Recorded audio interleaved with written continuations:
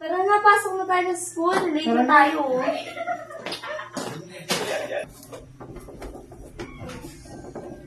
Anong oras na? Ako kainit. Tara na. Thank you po. So, kasi nagting tayo sa school. Wala po si ma'am. Wala ba? Okay, class. Good morning. Good morning, Mrs. Castro. Okay, sit down. Ay, B, mukhang bad mood si ma'am ngayon. Di ata nakainom ng gamot. Ano yan, girls? Wala po, Wala po ma'am. yun. Ikaw ha, may papakwis ako sa'yo. Okay. Okay, magpakilala muna kayo. Ikaw muna. Ako nga po pala si Sabi S. De Guzman. 11 years old na po ako. At magaling, my hobby is dance. Yun lang po. Okay, Salamat sit po. down. Thank you. Ikaw? Ako naman po si Andrea S. Maon. At age is 11. At ang hobby ko po ay mag-volleyball. Okay, sit down. Thank you. Anong spell ng information? Ikaw? Ang spelling po ng information is I-N-F-O-R-M-A-T-I-O-N. Information. Okay, sit down. Thank you.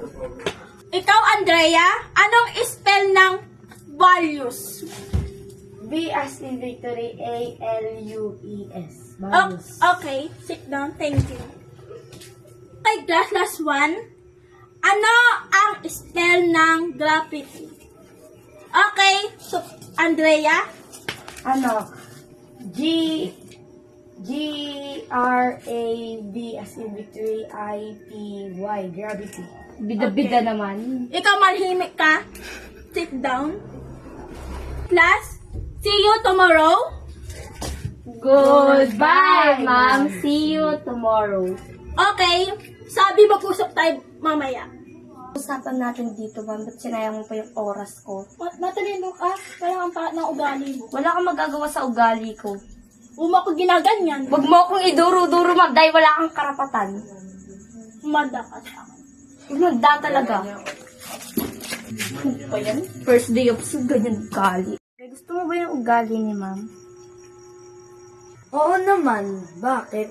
Wala lang, ang sama kasi ng ugali niya. Palibhasa kasi paborito kayo. Grabe ka naman dyan Ano yan? Siselos ka ba? Hindi ako nagsiselos, pero halata naman sa galawan ni mo. Tsaka, ikaw naman tong bida-bida, diba? Paano mo nalaman na magbida-bida? Halata sa galaw mo, be. Galaw ko o galaw nila? Parehas lang kayo. Wow! Ako pa ngayon. Siyempre, ikaw talaga yun. Pasok na ako. Di pumasok ka, magsama kayo. Ikaw pala yan, ma'am. Oo, bakit? Wala lang, tanong lang. Drop ka na sa akin. Bakit naman po, ma'am? Kasi hindi na maganda ang ugali mo sa akin. Kailangan ba yung tipo pag drop, di pumapasok? Oo, bakit? May problema? Oo, may problema dahil dinadrop mo ako basta-basta. Bakit kasi ugali mo? Wala ka na magagawa, ma'am. Bakit? Diba? Sabi, andyan ka pala. Saan ka galing? Tinatanong mo pa kung saan ako galing? Mas magandang itanong kung saan kayong dalawa nung isang araw. Akala ko ba wala kayong pera? Akala ko ba busy kayo? Kasi sabi, biglaan naman kasi yun. May inayos lang kami ni Andrea. Biglaan? Pero nakita ko sa story ng mga iba. Magkasama kayo ni Andrea.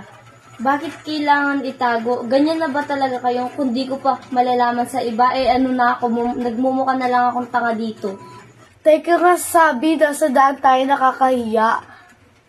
Pinagtitinginan tayo ng mga tao. Mamaya na natin yung pag-usapan sa bahay. Wala akong paki sa mga nagtitingin sa akin. Mas mabuti pa nga matingin nila tong kaibigan na to na gantong klaseng kaibigan si Sophia.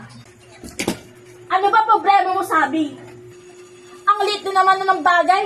Pinapalaki mo pa. May dahilan kung bakit di ka namin sinama. Maliit na bagay, Sophia. Ang talikuran mo kung magkasama tayo mula bata pero ngayon parang iba na ang kinakampihan mo. Sabi, pakinggan mo naman kasi kami. Huwag mo nga akong hawakan, Andrea. Wala ka nang kailangan ipaliwanag, Andrea, dahil alam ko na ngayon kung sino ang tunay na kaibigan. Bahala kayo. Sabi, wait lang. Hayaan mo siya. Mainit pa ang ulo niya. Hayaan muna nating lumipas ang galit.